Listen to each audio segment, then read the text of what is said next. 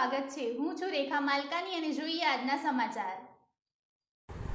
ગઢડામાં જળ ઝીલણી એકાદશી નિમિત્તે બાપુ દાદા ખાચર પરિવારના ઘરે પાલખી પધરામણી પરંપરા યોજાઈ। ગઢડા મુકામે સ્વામિનારાયણ ભગવાનને આપેલી સમૈયાની અનેરી પરંપરા 221 વર્ષે પણ ગોપીનાથજી દેવ મંદિર દ્વારા યથાવત જળવાઈ રહી છે। આ દરમિયાન સ્વામિનારાયણ સંપ્રદાયના પોતાના સર્વસ્વ ભગવાનને અર્પણ કરીને સ્વામિનારાયણને ગઢડામાં રહેવા માટે લાગણીવશ કરનાર બાપુ દાદા ખાચરનું નામ સમર્પણ ભક્તિ માટે સમગ્ર સંપ્રદાયમાં સન્માનનીય રહ્યું છે।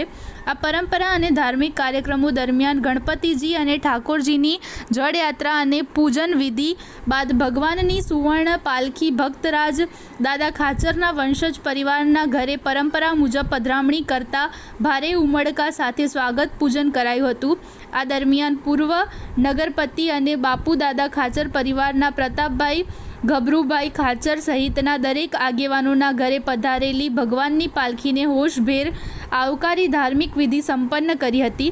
આ દરમિયાન ગોપીનાથજી દેવ મંદિરના હરિજીવનદાસજી બ્રહ્મચારી કપિલેશ્વરાનંદજી સહિત સંતોએ પણ પધરામણી કરી હતી।